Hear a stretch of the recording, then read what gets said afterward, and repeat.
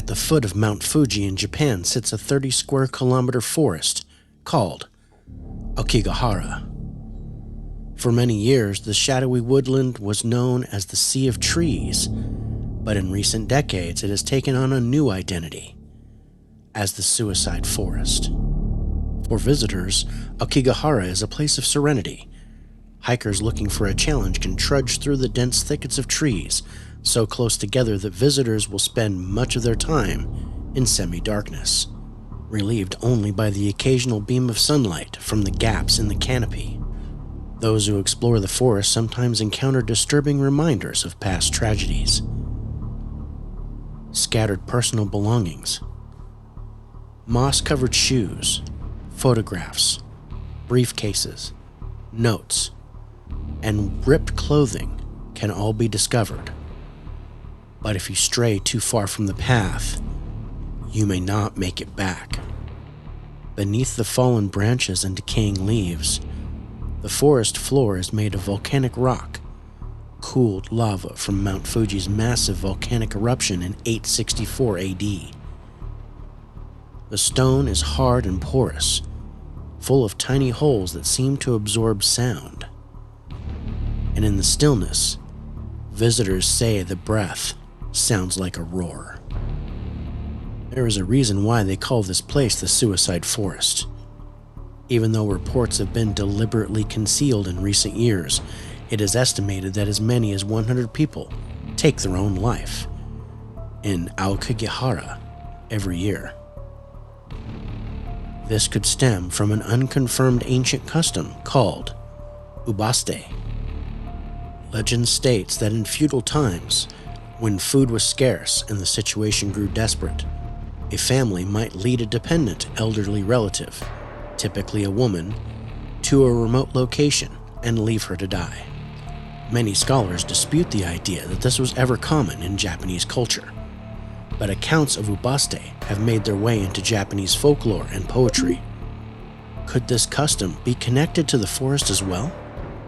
At first, visitors claimed that the spirits they saw in Aokigahara seemed to be the vengeful spirits of the old who had been abandoned to starve and left at the mercy of nature.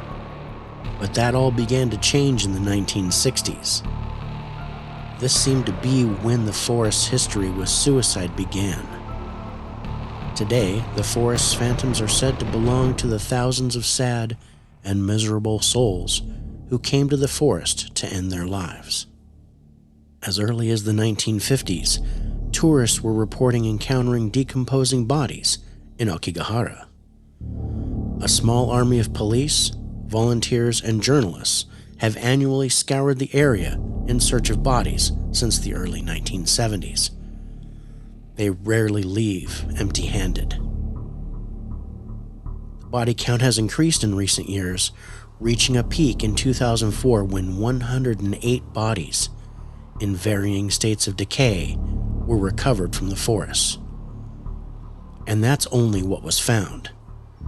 Imagine all of the others that have been carried away by animals or taken by the forest.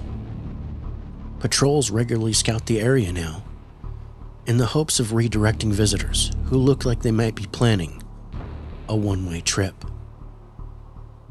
In 2010, 247 people attempted suicide in the forest.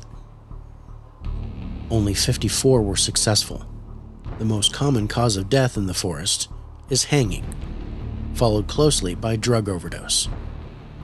Numbers for recent years are unavailable, however, as the Japanese government stopped releasing the numbers, out of fear that it would encourage others to participate.